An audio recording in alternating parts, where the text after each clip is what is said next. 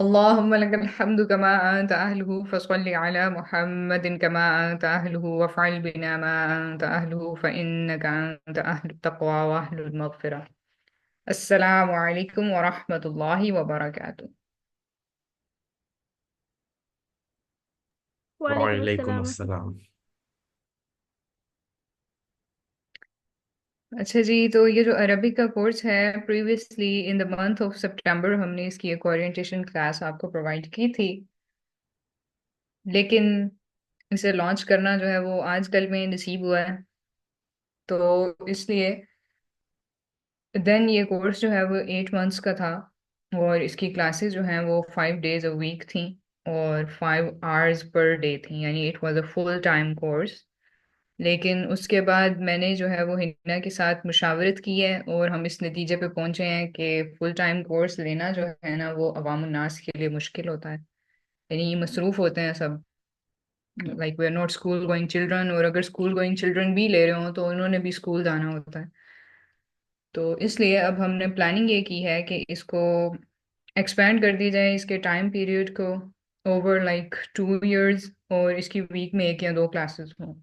वो accordingly with convenience हम manage कर लेंगे कि एक होंगी या दो होंगी, और अकॉर्डिंगली अगर एक होती है तो उसकी फ़ीस भी रिड्यूस की जाएगी, और अगर दो होती हैं तो अकॉर्डिंगली इंक्रीज़ की जाएगी। तो इस हवाले से यानी आप लोगों ने तसल्ली रखना है, और फीस हमने बिल्कुल थोड़ी सी रखी है। क्यों है ना, कितनी रखी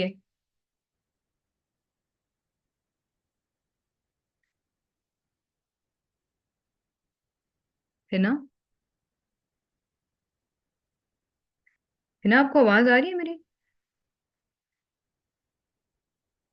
बाकी सबको आ रही है? जी आ रही है उस्ताज़ा। यस। आ रही है। ओके। तो हिना आपको इस हवाले से बताएंगी।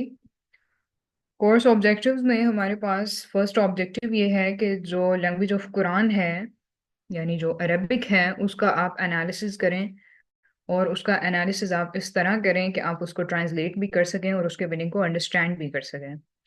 उसके बाद आप जो अरबिक टेक्स्ट हैं, यानी जो कदीम अरबी की किताबें हैं, कदीम अरबी से मुराद whenever the word classical is use, अगर आपके जहन में ये सवाल आए कि what is the difference between Arabic and classical Arabic, वैसे तो ये हमने प्रीवियसली भी एक्सप्लेन किया था, बट अगेन रसूलुल्लाह सल्लल्लाहु अलैहि वसल्लम जब उनकी बौसत हुई है, उससे 150 बरस पहले और उससे 150 बरस बाद, 300 ईयर्स का ये टाइम पीरियड है, यानी 150 हिजरी तक और 150 साल हिजरी से पहले, 300 ईयर्स का ये पीरियड है। इसके दरम्यान में जितनी भी अरबी बोली जाती थी और लिखी जाती थी, या कोई भी टेक्स्ट जो है वो अरबी में प्रोड्यूस होता था, या कोई शायरी कही जाती थी, तो ये जो सारी चीज़ें हैं ये under the category of classical Arabic fall करती हैं। और उसके बाद 150 हिजरी के बाद ये हुआ कि अरब्स जो हैं वो इतना फैल गए, और आपको पता है कि हमारा कैपिटल जो है, हमारे से मुराद के राशिदून खलीफत का जो कैपिटल था वो अली रज़ी अल्लाह तआला अन्हु ने कूफा में शिफ्ट कर दिया था। बाय द वे, कूफा कहाँ पे है?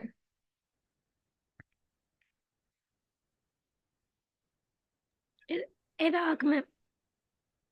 जी, मॉडर्न डे इराक में कूफा है, और कूफा हमेशा से वहीं पर है।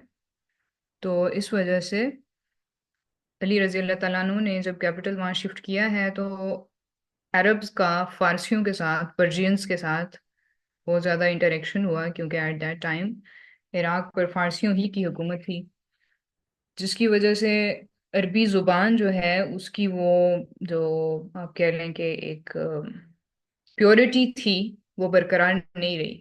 यही वजह है कि उसके बाद अरबी ज़ुबान में जितनी भी शायरी की गई है, मतलब जितनी भी मुस्लिम वर्ल्ड थी एट द टाइम, जो आपके ईरानियन पोइट्स थे वो अरबी ज़ुबान में शायरी किया करते थे, लेकिन वो अहले ज़ुबान तो नहीं थे, because they were not Arabs.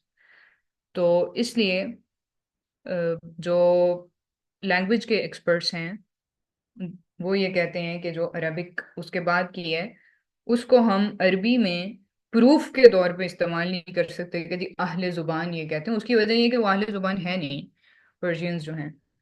और इट्स एन इंटरेस्टिंग फैक्ट कि जब मंगोल्स ने पर्शिया को कंकर किया था, तब्रेज उनका कैपिटल था, और वहां से फिर उधर को उन्होंने यूरोप तक एक्सपेंशन किया, और यहाँ पर वो लाहौर तक आए थे। कश्मीर भी उन्होंने कंकर किया था, लेकिन मोस्ट ऑफ द इंडिया को उन्होंने कंकर नहीं किया। तो बहरहाल उस टाइम पे उन्होंने इनकरेज किया था पर्शियन पोइट्स को कि वो अपनी जुबान में शायरी करना शुरू करें। तो that was the first time in the 13th century कि पर्शियंस ने फारसी में शायरी शुरू की थी, और उसके बाद ट्रेंड हमारे यहाँ पहुंचा, और गालिब ने, इकबाल ने जो है वो फारसी में शायरी की। और ऑब्वियसली ट्रेंड हमारे यहाँ मुगल्स ही लेके आए थे। जो Mughals were somehow ethnically related to Mongols, और वैसे भी जो तिमुरिद एम्पायर थी उसकी आन औलाद थे मुगल्स। तो वो उसी इलाके पे पाई जाती थी जिसको कि ब्रॉडर रेंज में पर्जिया कहा जाता है। तो इमाम Shafi was the last person, वो 150 हिजरी के बाद फौत हुए हैं। तो वो आखिरी शख्स हैं जिनकी शायरी को, वो बड़े अच्छे शायर थे, और वो थे भी अरब यानी एथनिकली वो अरब थे। तो और वो मिस्र में दफन है, और आपको पता है कि मिस्र में आज भी अरब ही रह रहे हैं। तो उनकी जो शायरी है उसको वो अहलुल लुगा जो है वो प्रूफ के तौर पर इस्तेमाल करते हैं, सिर्फ उनकी शायरी को 150 हिजरी के बाद। उसके अलावा किसी शख्स की शायरी को वो प्रूफ नहीं मानते। वो ये कहते हैं कि अगर इमाम शाफी ने अपनी शायरी में ग्रामर का कोई रूल सर्टेन तरीके से इस्तेमाल किया है, तो उसका मतलब है कि अहलुल लुगा जो हैं, अहले जुबान जो हैं, वो इसको इसी तरह इस्तेमाल करते हैं। मिसाल के तौर पे अगर हम ये कहना शुरू करें कि उर्दू के अहले जुबान कौन लोग हैं, तो आप लोग मुझे बता सकते हैं?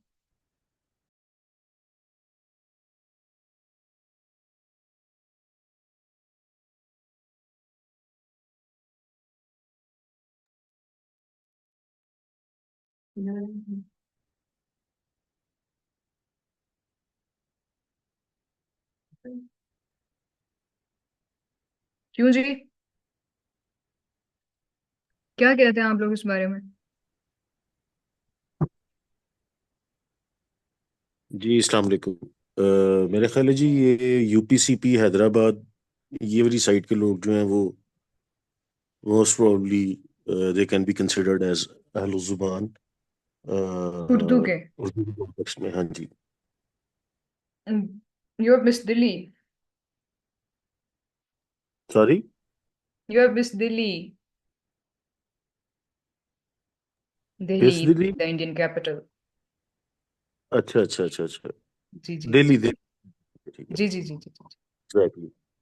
अच्छा, इससे इसी कॉन्टेक्स्ट में मेरा एक और क्वेश्चन है आपसे, अगर वो शायद it it it may not be very directly related to the topic, मगर ये जो भी आपने बात की कि इस्लाम जहाँ जहाँ गया ऑब्वियसली उसने दिया तो है, इन्फ्लुएंस तो किया बाकी कल्चर्स को, मगर मेरा क्वेश्चन ये है कि जब पर्जिया के साथ जब ये बेसिकली पर्जिया में जब गए हैं तो वहां से, क्योंकि जो गैर अफकार हैं वो अडॉप्ट भी किए हैं ना किसी हद तक, तो वहां से अडॉप्ट क्या किया है मुसलमानों ने?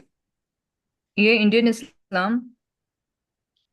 नहीं नहीं, इंडिया इंडिया से नहीं, बेसिकली पर्जिया से नहीं नहीं, स्पेशली। मैं यही अर्ज कर रही हूँ कि जो अहले इंडिया को जो इस्लाम पहुंचा है वो पर्शियन इन नेचर है, वो अरब इन नेचर नहीं है। हाँ जी, यही वजह है बात कि ठीक है। जो इंडियन इस्लाम है उसके साथ काफी सारा फर्क है, और सेंट्रल एशिया में भी जितना इस्लाम है वो भी हाँ पर्जिया की जी। बरकत से है। तुर्की में भी जो कुछ होता है पर्जिया की बरकत से है। उसकी वजह यह है कि पर्शियंस का एक सर्टन कल्चर है। जैसे मिसाल के तौर पे मैं आपको एग्जांपल देती हूँ, हम लफ्ज इस्तेमाल करते हैं नमाज, इट्स अ पर्शियन वर्ड। और जी एग्जैक्टली। स्पेसिफिकली पर्शियंस, यानी आतिश परस्त पर्शियंस, अपनी इबादत के लिए इस लफ्ज को इस्तेमाल करते थे। तो हम बिल्कुल ठीक इस्तेमाल है। करते हैं। और मैं और मतलब हमारे ऊपर ये स्पेसिफिक। इन्फ्लुएंस है ना। और अगर आप टर्किश में चले जाए ना, वो भी नमाज ही कहते हैं। बिल्कुल ठीक है, बिल्कुल ठीक है। अच्छा, ये मैम मुझे ये बताइएगा कि ये जो बैत का कॉन्सेप्ट मैनिपुलेट हुआ, पॉलिटिकल इस्लाम की मैं बात कर रहा हूँ, बेसिकली पॉलिटिक्स में, जी जी जी जी जी। तो तो बैत का जो कॉन्सेप्ट था वो जो मैनिपुलेट हुआ, वो भी हम कह सकते हैं कि वो पर्शियन एम्पायर से ही इन्होंने नहीं बेसिकली अडॉप्ट किया था। और नहीं ये जो, नहीं, आप बईत की बात करें ना? हाँ जी हाँ जी हाँ जी हाँ जी। जी जी। नहीं, वो पर्शियन से अडॉप्ट नहीं हुआ, वो इस्लाम का ओरिजिनल कॉन्सेप्ट है। रसूलुल्लाह सल्लल्लाहु अलैहि वसल्लम साहबा से बैत लेते थे। मैंने कहा जो मैनिपुलेटेड कॉन्सेप्ट है, जैसे बाप से बेटे में वो जो मैनिपुलेट किया गया, वो कॉन्सेप्ट के वो हेरिडिटरी आप कह रहे हैं कि Exactly. मोनार्की में जब कन्वर्ट हुआ हाँ जी, खिलाफत हाँ का जी, हाँ जी, इंस्टीट्यूशन। हाँ जी, हाँ जी, हाँ जी, हाँ जी। मतलब नहीं, वो उसका क्रेडिट तो जी अबू सुफियान रजी अल्लाह तआला अन्हु की आल औलाद को जाता है, बनु उमैया को जाता मगर है। वो आप बात ठीक कर रही हैं, मैं ये कह रहा हूँ कि मगर जिस वक्त तक वो पर्जिया में नहीं गया था इस्लाम, तब तक शायद मेरे ख्याल है पर्जिया की तरफ एक्सपेंशन शुरू हो चुकी थी। तो वहां पे जाता तो नहीं, वो वो तो फिर किस, उमर रजी अल्लाह तआला अन्हु ने कंकर किया है ना पर्जिया को, तो उनके बाद किसी ने क्यों नहीं इस तरह से किया? तो ज़ाहिर तो टाइम तो इसलिए लगता है मेरे, मैं सिर्फ इन चीजों का रूट समझना चाह रहा हूँ। मुझे लगता है कि थोड़ा सा हम डी ट्रैक हो रहे हैं, मतलब मैं कर रहा हूँ आप तो नहीं हो रहे। मगर पॉइंट इज कि मेरा ये ख्याल है कि क्योंकि बाहर से कॉन्सेप्ट्स लेने की वजह से ना, क्योंकि हजरत उमर के बाद फौरी तौर पे तो जाहिर है नहीं हो सकता था, अब यहाँ पे किसी ना तो करना था ना कोई तो वसीला बनता ही है ना। लेकिन चाहे इसका वो, जो भी वसीला है ना, that roots down to the tribal psychology of Arabs, उसका परिचय ताल्लुक नहीं है। अच्छा अच्छा अच्छा। यानी कि मुआविया रजी अल्लाह तआला अन्हु की फैमिली को, बनु उमैया को, जो प्रॉब्लम्स थे अली हाँ। रजी अल्लाह तआला अन्हु के साथ, वो खाली इस वजह से थे कि जब वो मुसलमान नहीं थे उस दौर में हम्म हम्म। सर्टन क्लैशेस चलती रही हैं दोनों कबाइल के दरमियान, जिनमें से वो एक आई क्लैश, एग्री। क्योंकि वो दोनों ही कुरैश की शाखें थी, तो उनमें से एक क्लैश तो ये चलती रही है बिकॉज बनु उमैया जो है, जो मिलिट्री लीडरशिप थी मक्का की, वो उनके पास थी। On the other hmm. Hand Banu Hashim के पास जो है वो काबा की कस्टोडियनशिप और रिलीजियस चीजें थी। तो इस वजह से बिल्कुल बिल्कुल। क्लैश उनमें चलता रहा, बिकॉज बनु उमैया भी इस बात के दावेदार थे कि काबा की कस्टोडियनशिप हमारे पास भी होना चाहिए। तो यानी अगर हम्म। आप इब्ने खुल्दून को पढ़ें, उसने एक असबिया का कॉन्सेप्ट लिखा है जिसमें उसने ट्राइबल साइकोलॉजी को एक्सप्लेन किया है। तो ये यानी ट्राइबल साइकोलॉजी का मसला है कि उनके यहाँ जब कोई ब्लड फ्यूड होता है, किसी कबीले का फर्द किसी दूसरे को कत्ल कर देता है, तो वो फिर मामला जो है वो इस तरह से चलता है कि उसको आप रोकथाम उसकी नहीं कर सकते। तो फिर अली रजी अल्लाह तआला अन्हु ने बनु उमैया के कई एक लोग कत्ल किए हैं, ऑब्वियसली जंग बिल्कुल में बिल्कुल। किए हैं। और ठीक है कि बाद में वो हाँ जी। मुसोलॉजी है उसे वो आजादी इस हवाले से हासिल नहीं कर सके, तो उनकी जो मतलब उनका दर्द ये नहीं था उसमें कन्वर्ट करना है इंस्टीट्यूशन में। उनका दर्द सिर्फ ये था कि अली जो है रज़ी अल्लाह तआला अन्हु, उनको किसी तरीके से हमने हार्म करना, because he was the person who killed our family members. तो वो ये हम्म। कॉन्सेप्ट था। और उसके बाद जाहिर है कि मुआविया रज़ी अल्लाह तआला अन्हु ने अगर ये कहा है कि मेरे साहबजादे की मेरे बाद बईत की जाए, तो उसके ऊपर जाहिर है कि हम उनके हुस्न ज़न पे शक नहीं करते ना। वो ये कहते थे कि अगर इस तरह हो जाता है तो ज्यादा फसाद होने से बच जाएगा। अब उनका कोई कॉन्सेप्ट होगा, आखिर वो साहबी थे, तो ठीक है, लेकिन ऑब्वियसली उसको हम एंडोर्स नहीं कर सकते। ठीक है, हम उनके बारे में हुस्न ज़न रखते हैं, लेकिन उनकी हुस्न नीयत को हम एंडोर्स नहीं कर सकते। उसकी वजह यह है कि उसको जो है वो रसूलुल्लाह सल्लल्लाहु अलैहि वसल्लम की आल औलाद ने एंडोर्स नहीं किया। एग्जैक्टली नहीं, मैं वो ये सारी, ये बिल्कुल आप ठीक कह रहे हैं, मगर मैं कहीं ना कहीं मुझे ये लगता है कि देखें ये सारी चीजें पहले से मौजूद थी, बिल्डअप तो हो रहा था बड़ी देर से। वो जाहिर है हम इस तो बहस में नहीं जा रहे, वो तो अल्लाह का काम है, हम तो खामोशी इख्तियार की हुई है इस मामले में, और वही बेहतर है। मगर हाँ, हैविंग सेड दैट, ये भी हदीस है कि हजरत अली जो है वो, जिधर हजरत अली है हक वहीं पे है। तो इन सब चीजों के बावजूद हम तो सिर्फ खामोशी इख्तियार कर सकते हैं, इसके ऊपर हमें नहीं, हमारा बोलना नहीं बनता। मगर पॉइंट इज, मैं सिर्फ पॉलिटिकल मैटर्स के ऊपर के ये जब चीजें, मुझे लगता है कि कहीं ना कहीं जब चीजें आगे जाती रही, जैसे फॉर एग्जांपल पहले जो अरेबिक थी उसको लॉक किया हुआ था ना, यानी कि एक साइड को लॉक किया हुआ था आपने, मतलब मुसलमानों ने, और वो एक्सपैंड कर रहे थे। जब अरेबिक लैंग्वेज के हवाले से भी ये थोड़ा सा वो हुए, फ्लेक्सिबल हुए, जैसे मैंने सुना है कि इमाम शाफई का भी इवन पहले फतवा था कि कुरान को वो ट्रांसलेशन से उन्होंने मना किया था। तो नहीं, इमाम वो अबू हनीफा। उसका फ्लेक्सिबिलिटी का ताल्लुक कुरान के साथ नहीं है, अरबी अदब के बारे में भी उनकी यही राय है। तो वो एग्जैक्टली। बात ये है कि अरबिया जो है वो एक सेक्यूलर सेक्लूडेड एरिया था, मतलब उसके एक तरफ डेजर्ट था और फिर वो पेनिनसुला है, समंदर था, तो उसको इन्वेड करना जो है वो मुश्किल काम था। तो कोई इतने लोगों ने उसको यहाँ, यानी वहाँ पे फॉरेन इन्वेडर नहीं आए। अब चूंकि वो नहीं आए, जाहिर है कि जब लोग मक्का में हज भी करने आते थे मोस्टली अरब ही होते थे, तो इसकी वजह से उनका लैंग्वेज और कल्चर जो है वो प्रिजर्व रहा है। लेकिन जब उनका ज़ाहिर दुनिया के साथ कांटेक्ट हुआ है तो ये नागुज़ीर है कि आपका लैंग्वेज और कल्चर जो है वो इन्फ्लुएंस होता है। तो इट्स अ नेचुरल थिंग, यानी इसका कोई उसके साथ एग्जैक्टली, परजिया बिल्कुल वालों ठीक का कह रहे इसमें कोई कसूर नहीं है। और हम हैं। उन्हें हाँ खाली ठीक है। ब्लेम नहीं कर सकते ना, क्योंकि ओटोमान एम्पायर ने भी अरबी इस्तेमाल की ना, मुगल्स भी अरबी की, मतलब जहाँ जहाँ मुसलमान थे वो टॉप प्रायोरिटी पे अरबी को इस्तेमाल करते थे। बिल्कुल ठीक कह रहे हैं आप, बिल्कुल ठीक कह रहे हैं। और बाकी अगर आप ये कहें कि पर्शियन एक्सपेंशन का कोई ताल्लुक था इस सारे मामले के साथ, तो वो फिर कूफा वालों का जो रूल है वो तो है ना, उन्होंने जो रोल प्ले किया है वो तो है वहां पे। ऐसे ही तो है जी, ठीक है बिल्कुल। फिर उसको यानी, but still we don't say that Kufa is a bad area और समथिंग। बाकी ठीक है कि वहां नहीं पे जो कुछ बिल्कुल, हुआ है सो हुआ। बिल्कुल आप सही कह रहे हैं। लेकिन और इब्ने इसकी खल जो एक कॉज है मजीद, वो खवारिज की तरफ भी जाती है, और खवारिज का भी पर्जिया के साथ कोई ताल्लुक नहीं है, मतलब देयर ओरिजिन्स वर मदीना। ठीक है कि उसके बाद बसरा में वो पाए गए थे, लेकिन their original origins were Madina. Hmm, तो इसलिए फारसियों ने कुछ नहीं किया। बाकी ठीक है, जो कुछ उन्होंने इस्लाम के साथ किया वो तो उन्होंने किया ही है, लेकिन इस हवाले से उन्होंने कुछ नहीं किया। फारसियों ने तो और नहीं, आजकल मतलब तो वो, करना तो बेसिकली आपको अपने अफकार, मतलब बेसिकली अपने मोटिव्स के लिए कहीं से ना फिक्री वो लेजिटिमेसी चाहिए होती है। तो वो तो वो तो या आप फिर, कहीं से भी ले सकते थे ना। हाँ हर जगह ही वो उस तो टाइम कहीं पे से भी ले जो सकते है हैं। वो किंगडम्स ही थी हर जगह। एग्जैक्टली, तो बिल्कुल पर्जिया ठीक से है क्यों जी। ली फिर आपने? That's the question. क्योंकि पर्जिया उसके बिल्कुल बाद में था ना, फौरी तौर पे तो, मतलब फौरी तौर पे जो चीज आपने देखें, कुछ चीजें इन्होंने वेस्ट से भी ली होंगी, इसी तरीके से कुछ चीजें यू आर वेस्ट से भी टॉकिंग ली अबाउट द होंगी। बॉर्डर्स।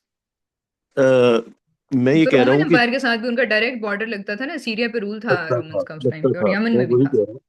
मैं वही कह रहा हूँ कि अफकार जब आप गैर कौमों से लेना शुरू कर देते हैं तो उस कहीं ना कहीं पे वो झलकते तो हैं ना। चाहे वो रोमन एम्पायर से कुछ ना कुछ लिया होगा, कुछ ना कुछ पर्शिया से लिया होगा, जिसकी वजह से बेसिकली हमारे पॉलिटिकल जो हमारे सिस्टम्स थे उसके अंदर थोड़ी सी डिफॉर्मिटीज आने लग पड़ी। और वो फिर चलता गया वो उस्मानी डायनेस्टी तक गया। तो ये चीजें तो हैं ना, उसमें जैसे लेकिन गवर्नर्स का, उस्मानियों ने तो मगरब से कुछ मुस्तार नहीं लिया। इस उस्मानियों ने बात के तो वो दावेदार मगरब हैं। नहीं लिया अ, है ना, I guarantee you, you can't prove के उन्होंने कुछ लिया था। यानी उनकी जिस दर्जे की दुश्मनी रोमन एम्पायर के साथ रही है ये मुश्किल है वो, और उनकी जिस दर्जे की दुश्मनी पर्शियन एम्पायर के साथ रही है, सफविद्स का रूल था, देवर शियास। तो you can I know understand कि उनकी ठीक किस है। दर्जे में दुश्मनी रही है। असल तो में उन्होंने पर्शिया अगर से भी और रोमन से उनके बहुत सारी चीजें वैसे आना तो शुरू हो गई थी। अब ये इसके ऊपर नहीं, बहरहाल एक क्या चीज अलग है डिस्कशन होनी ना, आप चाहिए। स्पेसिफिक एग्जांपल दें। अब अगर जैसे आप रोमन उनकी, लैंग्वेज की बात कर रहे हैं तो हाँ जी, उसको नहीं हम कुछ कह सकते ना। मतलब लैंग्वेज तो आपको सीखना चाहिए, अपने दुश्मन की जुबान तो आपको आना चाहिए, वो तो साहबा को भी आती थी चंद एक को रोमन। और आप ठीक है पर्जिया जो जी। है उसने यानी इस हवाले से जो अगर कोई डिफॉर्मिटीज पर्जिया की वजह से आई है ना इंस्टीट्यूशन ऑफ खिलाफत में, तो उनका हम्म, अली रजी अल्लाह तआला अन्हु की ईरा के साथ कोई ताल्लुक नहीं है। वो बात बहुत नहीं बाद की नहीं बात है। नहीं, बात और नहीं, अब्बासिद ने जो ग्रीक इन्फ्लुएंस लिया है वो भी बहुत बाद की बात है। आई एम सॉरी, उमय्यद ने। हाँ जी, तो ग्रीक इन्फ्लुएंस उसका भी कोई हमारा डायरेक्ट है। लिंक नहीं है। तो मतलब हम यही रूल करते हैं कि जी जो इंस्टीट्यूशन ऑफ खिलाफत है ना, वो मुआविया रजी अल्लाह तआला अन्हु के दौर से ही हेरिडिटरी किंगडम में कन्वर्ट हो गया।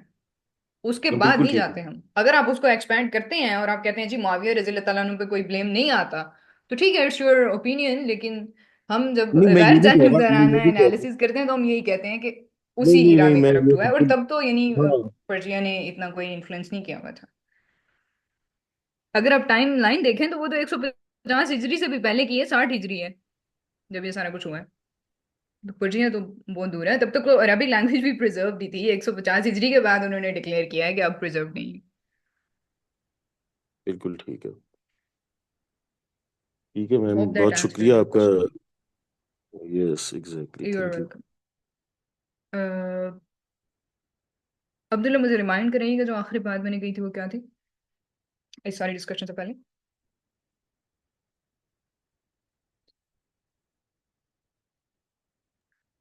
वो इमाम शाफी का बता रहे थे कि वो 150 हिजरी वाले। या वो 150 हिजरी के बाद उन्होंने वफात पाई है। तो उनकी शायरी को अरबिक लिटरेचर में प्रूफ के तौर पर उसको आले जुबान के तौर पर इस्तेमाल किया जाता है। या हम बात कर रहे थे कि उर्दू के आले जुबान जो है वो अहले दिल्ली हैं और हैदराबाद वाले हैं, जिसको दक्कन भी कहा जाता है। और उसके बाद वहां से ज़ाहिर है जो लोग हिजरत करके कराची तक आए हैं उनको भी आले जुबान हम शुमार करते हैं। बट जो पंजाबीज हैं ऑब्वियसली वो उर्दू के आले जुबान नहीं है। Most of the population of Pakistan जो है आले जुबान नहीं है उर्दू की, सेकंड लैंग्वेज में उर्दू बोलती है। और ये नहीं कि मैं आपको सिर्फ ये कॉन्सेप्ट क्लियर कर रही हूँ कि आले जुबान क्या होते हैं। उसके बाद आपने जो है वो अ, जो बेसिक नॉलेज है फेथ का यानी अकीदे का और प्रैक्टिस का, वो भी आपको साथ साथ मिलेगा। उसकी वजह यह है कि जब जब आप ऐसी चीज़ें ट्रांसलेट करेंगे, मिसाल के तौर पे आप सीरा ट्रांसलेट करेंगे या आप फिक करेंगे, तो अकॉर्डिंगली उसका जो इल्म होगा वो भी आपको मिलता रहेगा। और इसके अंदर ऑब्वियसली जो नहव है और जो सर्फ है उसको आप देखेंगे। और इसके लिए जो है एक टेक्स्ट हम इस्तेमाल करेंगे।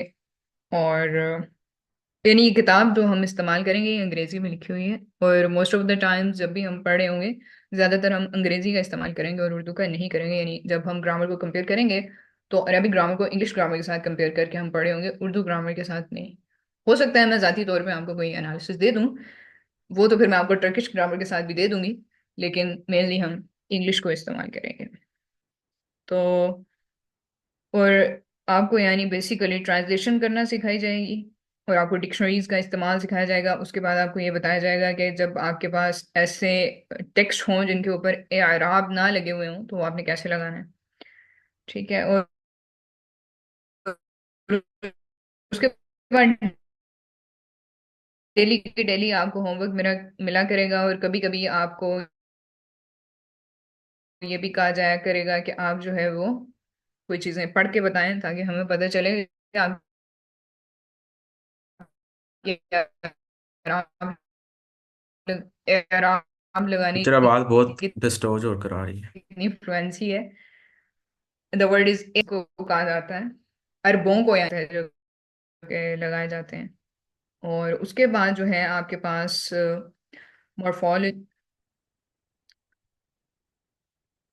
अब्दुल्ला लास्ट टाइम क्या सुना है आपने क्लियरली?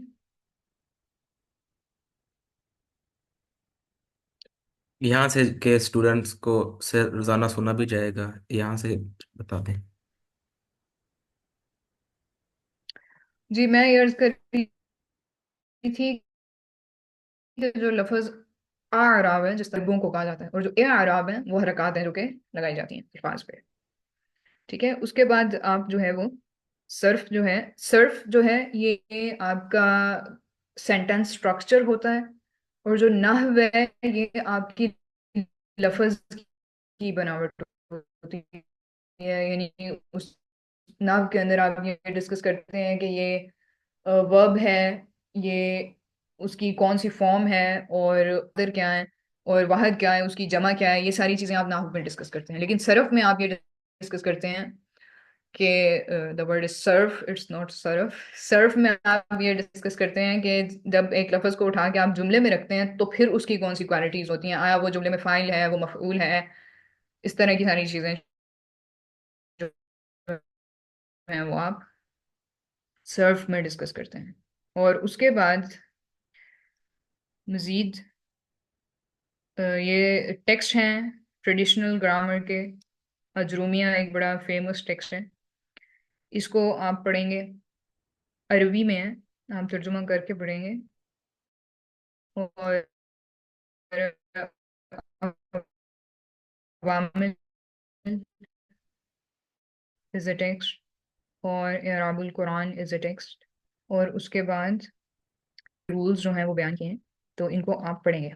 उसके बाद कुरान जो है उसकी चंद एक सूरह को आप जितना भी हो सका हमसे डिपेंडिंग अपॉन द टाइम उनका हम तर्जुमा करेंगे। और उनकी जो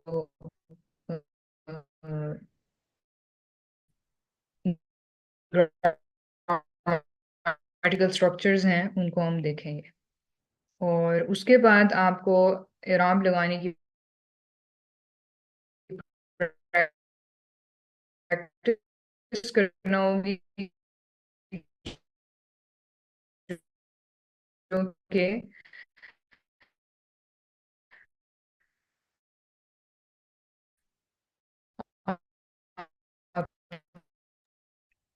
आवाज नहीं आ रही टीचर। करेंगे on the text Qisas Nabiyeen Sheikh Abul Hasan Ali an Nadwi. चलें, बताएं मुझे कहाँ के स्कॉलर हैं ये,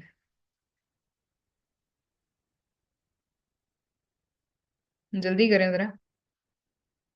अब्दुल्ला, क्या सुना आपको लास्टली? नहीं, वो थोड़ी बहुत समझ आ रही थी। आप यहाँ से चले।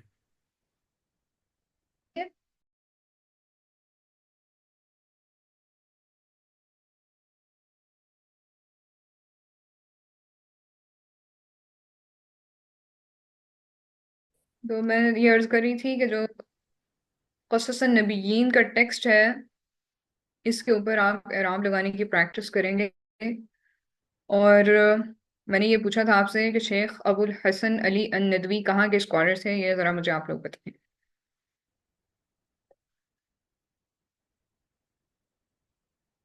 आवाज़ आ रही है मेरी क्लियर अब? जी जी, क्लियर है। ये पाकिस्तान से थे। अच्छा, नदवतुल उलमा पाकिस्तान में है।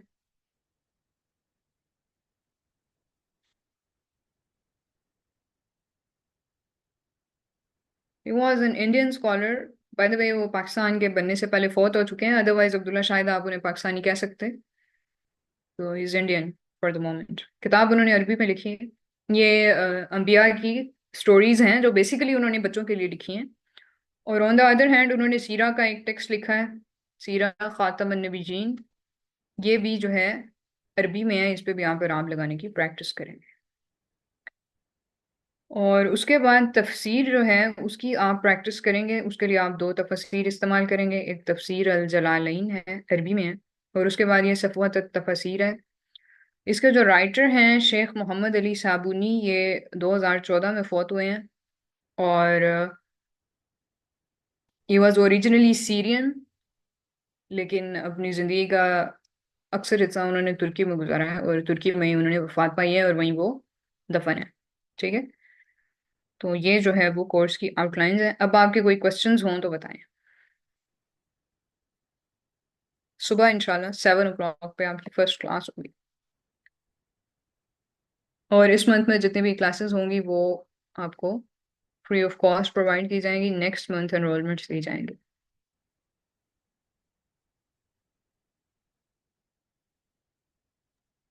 तो ये एनी चैट क्वेश्चंस? ये चैट में क्वेश्चन है कि काइंडली इनलाइटन अब us about the recommended age group of potential students. एक किसका सवाल है? जिन्होंने सवाल किया था वो लेफ्ट कर गए हैं। फिर मैं जवाब क्यों दूं? यानी आओ, वो जो आपका फ्लायर है उस पर मेंशन्ड है। ठीक है ना? If you have to add anything.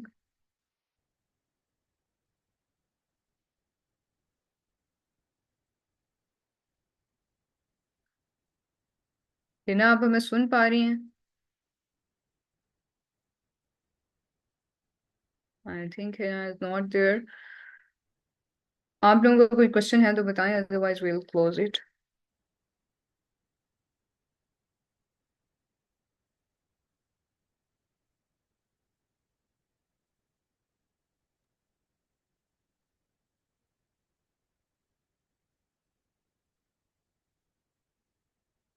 Any comments, suggestions?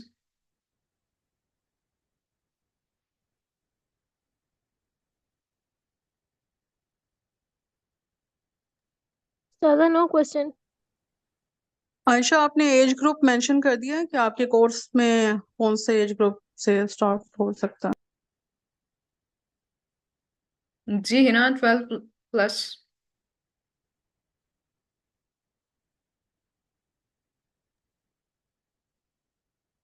12 हाँ जी, years ठीक and है। above। जी ठीक है, रिकॉर्डिंग शेयर कर सॉरी? दीजिएगा। जी, रिकॉर्डिंग शेयर कर दीजिएगा। और नेक्स्ट संडे भी हमारी ये इसी टाइम पे क्लास होगी, ठीक है? नवंबर की क्लासेस पब्लिकली फ्री हैं। वेल, कल 7 बजे क्लास होगी आपकी फर्स्ट। अस्सलाम कल दोबारा वालेकुम। क्लास है? जी काइंडली जी। एज ग्रुप के बारे में थोड़ा सा बता दीजिएगा। आवाज असल में बड़ी कम आ रही है, जरा जल्दी बता दें, क्योंकि जब आप काम जी की बात सर, करते हैं ये 12 तब वो इयर्स टू ऑनवर्ड्स, ठीक है, अच्छा अच्छा किसी तो भी एज ग्रुप का। आप सुन रहे हैं? हाँ जी, मुझे आवाज आ रही है जी अब। जी, 12 इयर्स टू ऑनवर्ड्स हम एनरोलमेंट्स ले रहे हैं। I am Hina Ijaz, the coordinator for this course. और जी जी जी इंशाल्लाह हमारे पास ये 12 इयर्स टू ऑनवर्ड्स जितनी भी एनरोलमेंट्स आएगी वो हम लेंगे। 15 प्लस के लिए हैं, लेकिन चूंकि मेरे होम स्कूलिंग एंड पेरेंटिंग के काफी ग्रुप्स हैं, तो वहाँ पे बच्चे हैं माशाल्लाह, उनका इंटेलेक्चुअल कैलिबर काफी हाई है, इसलिए मैंने 12 प्लस से ले रही हूँ एनरोलमेंट्स। ठीक है। अच्छा, मुझे इसके साथ साथ ना कोई और ग्रुप भी आप रिकमेंड कीजिएगा। मेरी असल में बेटी है 7 साल की, तो मैं उसके लिए भी चाह रहा हूँ कोई स्टार्ट में ही कोई अरेबिक लैंग्वेज का ही जी कोई भी सर, चीज। आज हमने 2 कोर्सेज लॉन्च किए हैं किड्स के लिए। तो अरेबिक फॉर किड्स